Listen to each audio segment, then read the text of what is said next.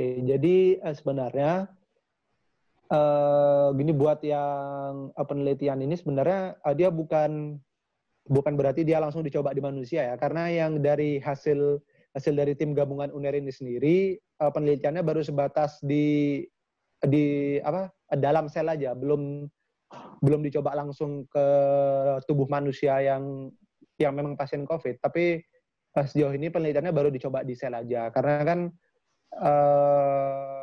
kalau misalnya kita tahu mekanisme dasarnya obat antivirus itu dia bukan buat membunuh virus, karena pada dasarnya segala macam obat antivirus itu nggak ada yang efeknya langsung bisa target langsung bunuh virusnya. Beda kalau misalnya kita ini obat antibakteri, nah itu bisa. Kalau obat antibakteri dia dua jenis, ada yang bisa membunuh bakterinya, sama ada yang bisa menghentikan pertumbuhannya. Sementara kalau golongan obat yang antivirus itu dia cuma bisa kayak misalnya dia menghalangi si virus ini masuk ke dalam sel yang sehat. Atau misalnya yang lain, cara kerjanya dia udah pas waktu virusnya udah masuk ke dalam sel, nah di sana dihalangin supaya si virus ini nggak bisa berkembang biak di dalam selnya gitu.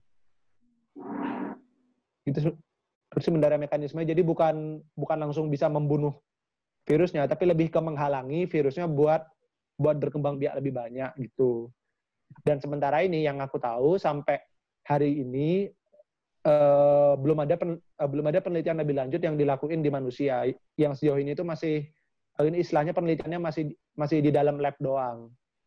Belum dicoba ke pasien asli gitu. Jadi belum tahu seberapa efektif obat yang udah diteliti itu buat nyembuhin COVID. Jadi sebenarnya ya sekarang kita masih tetap harus waspada banget karena emang belum ada gitu kan obatnya. Oh ya, tadi kan Ki ngomong tuh Ki, kalau antivirus itu bisa menghalangi virus atau bakteri itu masuk ke tubuh yang sehat. Nah, berarti kalau kita yang sehat nih, selain minum vitamin, dianjurkan nggak minum antivirus? Nah itu jadi gimana?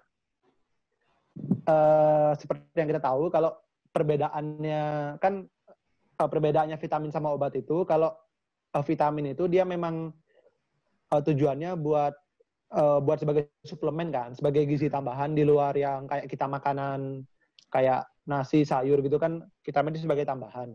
Nah, sementara kalau buat obat ini, di mana-mana pada dasarnya semua obat itu adalah racun, karena jika dalam dosis yang tepat dia bisa menyembuhkan, bisa disebut obat.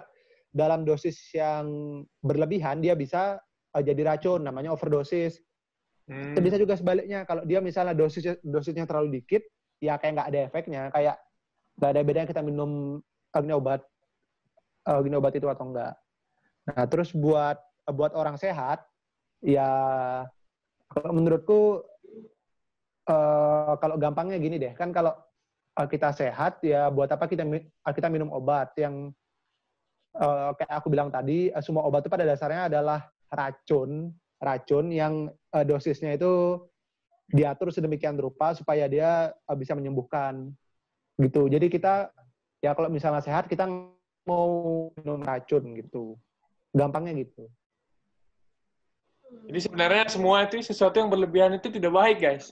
Bahkan benar sekali. Apa namanya? Kalau sesuatu yang pas tuh bakal jadi obat. Contohnya racun, kalau pas bisa jadi obat. Luar biasa emang. Nggak gitu dong. Oke, jadi ini ya buat teman-teman semua, udah dapat pencerahan. Jadi kalian yang dengar berita kemarin bahwa obat COVID sudah ditemukan, itu bukan purely obat COVID yang udah ditemukan, bisa digunakan ke manusia. Jadi masih kita harus tetap waspada ya, Gi. Masih harus di rumah ya. Kalau emang nggak penting, nggak usah keluar ya. Harus tetap jaga kesehatan. Mungkin sekarang nih udah berapa sih kasus di Indonesia positif? 40. Sudah 44.000. 44 sudah sekarang. Jadi sebenarnya belum menunjukkan angka bakal turun lagi. Kalau dari segi kedokteran ngelihatnya. Wah, jangan kan turun. Kita malah dari sejauh ini masih di grafiknya tuh masih angkanya naik terus dari kemarin masih 900-an, terus sudah 1000, 1200, 1300, malah kayak jangan kan turun, kita bahkan belum ada tanda-tanda ini sampai di puncaknya itu loh, kayak masih mendaki gunung terus gitu. Sedangkan kita sudah terbesar di Asia Tenggara gitu ya. Ya, tapi kalau di Asia Tenggara sih wajar ya, karena kita paling luas ya negara. Iya, dari kepulauan juga paling luas ya, Bang. Aku tuh terakhir ngikutin tuh pas di angka 300-400 tuh aku udah males ngikutin. Jadi bener-bener kayak terakhir tahu-tahu 1000 aja. Aku kira itu udah puncaknya, ternyata masih naik lagi. Naiknya itu semakin naik ke sini tuh waktu baru-baru new normal itu ya langsung 1000, terus angkanya setiap hari nggak pernah di bawah 1000 gitu kan. Nah, ya itu dia. Begitu udah mulai new normal, salah satunya di Bali yang sebelum new normal itu masih kayak nambahnya masih 1 digit aja, kayak sehari nambah 4, nambah 5. Terus udah 2 minggu belakangan ini nambahnya 2 digit. Nambahnya gitu. 30, 50. Hari ini udah 1000 di Bali kan, yang positif. Ya, 1000 lebih ya. 1000 berapa tadi ya? 1069 atau berapa ya? Sudah 1000 lebih pokoknya di Bali ini sekarang. Iya, dan sekarang tuh bener-bener titik hitamnya tuh bener-bener ada di Surabaya ya. Iya. Itu Justru, juga Surabaya zona hitam. Iya, yang aku lihat kemarin itu Surabaya lebih banyak naiknya daripada di Jakarta ya. Nah, melihat perbandingan penambahan positif dan yang sembuh. Kalau dari segi kedokteran nih, mungkin ada ilmu yang bisa ngelihat itu. Menurut Ki, perkembangan kasusnya ini positif apa mungkin cenderung negatifnya sedikit gitu. Kalau kita bilang positif ya nggak mungkin ya, karena perbandingannya masih terlalu jauh antara yang sembuh sama yang penambahan positif. Jadi sebenarnya kalau Indonesia kita lihat dari penambahan pasien-pasien yang sudah sembuh dari COVID sebenarnya bagus karena dia tiap hari makin meningkat dan dibanding sama pas awal-awal yang masih jumlah sembuh sama jumlah meninggal lebih banyak yang meninggal. Kalau sekarang udah jauh lebih banyak yang sembuh daripada yang meninggal, itu sisi positif yang bisa kita lihat adalah ini berarti dari penanganan sistem kesehatan kita semakin bagus dari hari ke hari. Cuma kan yang namanya kalau dalam dunia kedokteran itu justru yang utama itu bukan di penyembuhannya, karena penyembuhan adalah tahap terakhir. Tahap yang pertama itu adalah mencegah harusnya, bukan mengobati gitu. Iya, tapi kalau yang aku dengar dari gugus COVID itu juga kan dia bilang penanganan kesehatannya lebih baik. Jadi nggak usah terlalu panik kalau misalnya naiknya sampai 1000 gitu kan. Cuman kan sebenarnya kalau emang dilihat kan naik 1000 itu udah parah banget gitu kan. Yang sembuh aja nggak nyampe setengahnya, tapi naiknya udah sampai segitu. Emang di rumah sakit tuh sampai senumpuk apa gitu pasiennya gitu kan. Oh ya Gi, kita penasaran nih, apakah pasien tuh semua ditampung tuh di rumah sakit? Apa mungkin ada kasus positif yang nggak terlalu parah tuh didiemin di rumah? Itu yang kalau yang dari kita tahu tuh gimana Gi? Nah jadi kalau buat pasien itu sendiri sebenarnya memang yang anjurannya dari awal karena ini sebuah kondisi yang force majeure. Ya. Ini sebuah kondisi bencana non alam. Nah, jadi memang yang dianjurkan dari awal, kalau misalnya kita merasa ada gejala-gejala dari yang gejala paling ringan, misalnya kayak batuk, pilek, terus ke gejala selanjutnya, yang kayak misalnya udah mulai kerasa badan terasa panas, terus kok rasanya seharian itu badan lemes mulu, terus batuk, bersin, pilek, yang kayak gitu-gitu itu, kayak istilahnya selama masih belum terlalu mengganggu kualitas hidup kita, alangkah lebih baik kalau kita di rumah, cukup dengan karantina mandiri 2 minggu gitu doang. Nah, kalau yang udah parah, yang sampai dia udah napas aja susah, dia kayak udah kayak itu napasnya. Nah, kalau yang kayak gitu ya memang sudah seharusnya dirawat dan diisolasi di rumah sakit demi dirinya sendiri sama lingkungannya. Jadi ini memang kalau dari pada kenyataannya di lapangan, justru malah yang bukan pasien sih, gini orang yang positif itu malah sebagian besar, lebih dari setengahnya itu sebenarnya berada di tengah-tengah kita, berada di tengah masyarakat kita ini. Bisa aja orang yang kita temui di jalan, orang yang kita temui di warung, atau bahkan mungkin teman-teman kita yang pas waktu kita nyapa, weh gitu, terus pas kita nggak pakai masker, pas ngomong, cres, kena gitu, nah kan nggak ada yang tahu kayak gitu. Ya benar. Jadi sebenarnya dari misalnya total di Indonesia udah ada 40 sekian ribu, itu sebenarnya nggak semuanya di rumah sakit ya? Ada yang isolasi mandiri. Nah, jadi kalau buat yang masuk ke data positif itu kan yang setelah terbukti dia hasil Tes, ya. swab-nya positif kan. Nah, itu kan tes itu bisa berlaku dua arah. Kalau misalnya pasiennya mau diajak kerjasama, ini pasiennya kooperatif istilahnya. Nah, kayak gitu kan dia mau dirawat, dia mau diisolasi di rumah sakit.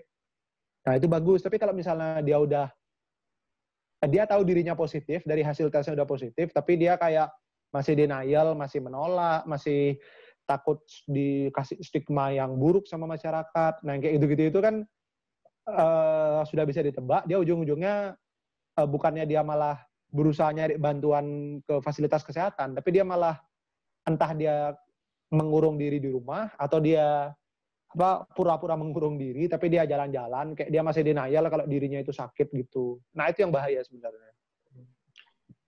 Jadi juga ya COVID-nya, kayak HIV jatuhnya. Kalau HIV kan kontak darah tuh. Kalau kena kulit, kalau corona nih kena liur, mungkin kena kulit bisa ketular.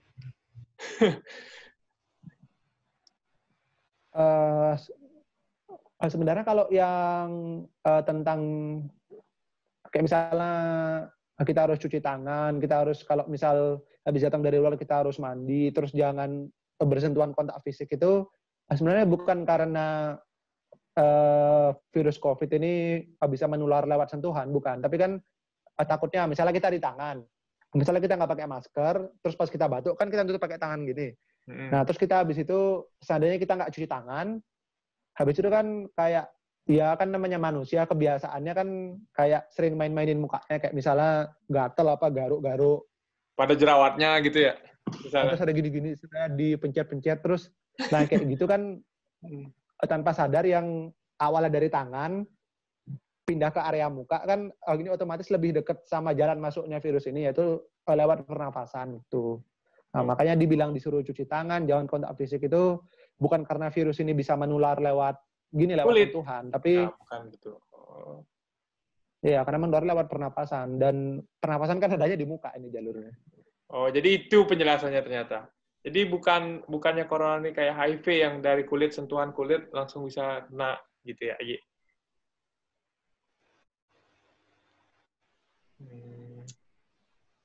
Kalau HIV itu gini mungkin ya, kalau aku pernah dapat pertanyaan serupa juga dari beberapa orang yang bilang kalau kenapa sih corona sama HIV ini penanganannya gini beda? Kenapa kalau ada pasien COVID itu sampai diberitain sampai sebegitu menyeramkannya? Sementara kalau ini HIV yang udah lebih dulu ada, kenapa malah kayak dianggap sepele, bla bla bla gitu-gitu? Karena kalau HIV itu dia memang HIV dan COVID sama-sama penyakit infeksi yang gini mudah menular. Cuma kalau HIV menularnya itu kan lewat cairan tubuh, misalnya lewat darah, lewat sperma, lewat cairan vagina gitu-gitu kan kayak yang paling gampang lewat berhubungan seks, lewat jarum suntik. Nah, kayak gitu-gitu kan kayak istilahnya cara mencegahnya kan lebih gini ya, lebih bukan lebih gampang sih, tapi lebih apa namanya? Lebih sederhana aja.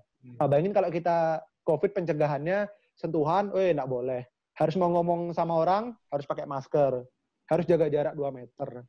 Kayak gitu-gitu kan yang kayak yang namanya jaga jarak, jangan sentuhan itu kan justru susah karena itu udah jadi kebiasaan kita. Sementara kalau ya kayak seks bebas, kita pakai jarum suntik ganti-gantian itu kan ya istilahnya itu Bukan budaya. kayak cukup di logika aja kita udah bisa paham gitu loh, jangan melakukan itu gitu. Bisa ditahan lah, tapi kalau setan lewat tuh beda urusannya lagi. Nah, beda kasusnya itu. Ya jadi itu guys, diskusi kita sama Yogi tentang topik utama kita, bahwa sebenarnya obat COVID itu belum, yang ditemukan UNER itu tidak sepenuhnya penemuan baru, tapi beberapa komponen obat itu digabung, dikombinasikan sehingga diuji coba, baru sebatas uji coba ya Gi, di laboratorium, Benar. ya, dan belum diinjeksikan ke manusia gitu. Mungkin ada closing state Gi, khususnya buat situasi saat ini. Oke, jadi buat closing statement dari aku hari ini, berhubungan dengan sekian banyaknya berita di luar sana yang kayak bilang ada penemuan obat baru, ada ini obat A, obat B bisa untuk pasien COVID, itu alangkah lebih baiknya kalau kita sebagai masyarakat Indonesia ini jangan langsung baca judul beritanya, kita langsung menyimpulkan, karena itu berbahaya banget. Yang harus kita telusuri itu isi beritanya gimana, dalamnya gimana. Kalau perlu kita baca berita jangan dari satu sumber doang, tapi kita baca dari berbagai sumber. Dan yang paling penting adalah jangan lupa kita semua, kalau seandainya kita udah baca dari beberapa sumber masih bingung, yang paling penting adalah jangan malu untuk bertanya pada orang yang memang ahlinya. Karena zaman sekarang itu yang pendapat dari ahli itu sering disepelekan, karena masyarakat lebih percaya sama orang yang ahli berpendapat, bukan dari pendapatnya para ahli begitu. Nah, jadi kalau ada suatu info itu dibaca dulu, dicerna, cek and recheck lagi, dan yang terakhir jangan lupa tanyain sama orang yang memang sudah ahli di bidang itu gitu. Begitu aja sih kalau dari aku. Ya, jadi itu ya pesan dari Yogi, dan kebetulan sudah officially escort, jadi ini udah lebih akreditasi statement itu lebih naik dari video yang sebelumnya. Kalau video yang sebelumnya itu dia masih mahasiswa guys, kalau ini udah S1, kita nih yang belum S1. Iya, boleh. Jadi grade statement-nya itu lebih bisa dipercaya gitu. Siap. Jadi itu guys, belum ada obat fix untuk corona, jadi tetaplah diam di rumah. Guys. Jadi untuk hari ini, thank you Yogi udah mau join sama kita membahas tentang obat COVID. Semoga sukses terus gelar barunya, semoga cepat koas, situasi normal. Wah, setengkara. Ya, setengkara pasti doa kita itu pasti biar bisa cepat koas kan. Kayak kita doakan sama-sama biar situasi ini bisa pulih kembali. Bener. Soalnya cita-cita orang koas tuh seru-seru kan. Kalau biasa di rumah sakit, apalagi di Bali nih, orang-orang Undut tuh kalau dia koas jaga malam pasti pesan babi guling. Jadi kita tuh bisa makan babi di rumah santai gitu kan. Kalau COVID kayak di rumah sakit makan babi gimana? Orang semua pakai masker gitu. Nah, jadi kita doakan biar cepat-cepat normal. Biar seru gitu. Kan aja ya di otaknya tuh makan aja gitu ya. Memang gitu. Coba tanya orang-orang kelas di anak-anak FK Undut tuh pasti gitu ya ceritanya. Iya, benar. Teman-temannya Yogi ini ada mungkin yang cerita kayak gitu. Yang koasnya seru-seru ya pasti kayak gitu lah. Oke guys, thank you yang udah nonton. Sebelum cerita ini berlanjut di warung babi guling, jadi segitu aja dari kita. Semoga bermanfaat. Ini dia Lafidcast, video call sambil podcast.